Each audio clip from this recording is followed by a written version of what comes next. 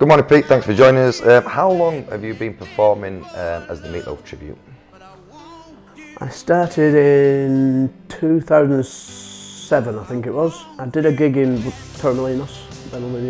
Torremolinos. Somebody suggested I started a Meatloaf tribute.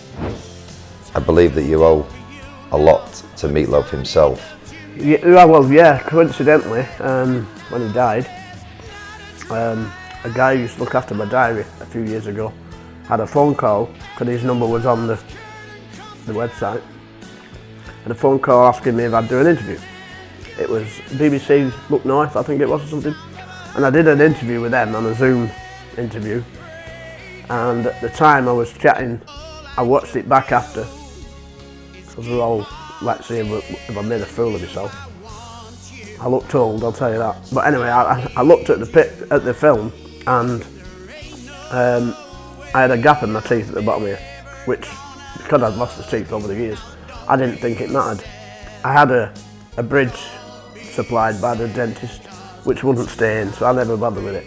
But then when I watched the interview and I saw the gap, I thought I need to do something about that, because if I can see it, then everybody can.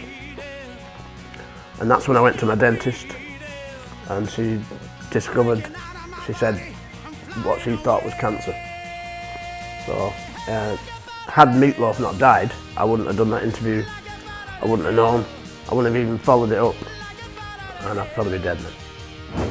You do have fans out there that have seen you before and can't wait to see you again. Have you got any messages for anybody that's wanted to come to see you at any of the shows, but especially, obviously, it sounds to me like the big dream gig is the Winter Gardens gig with a 32-piece orchestra.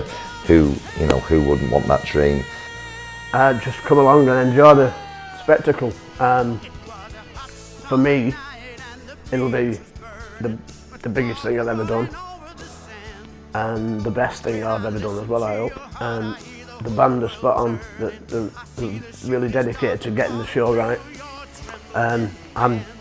We're changing a few songs to make it a bit more, I'm going to put this, like Meatloaf did it with the Melbourne Symphony Orchestra years ago, and it's kind of, the idea came from that show.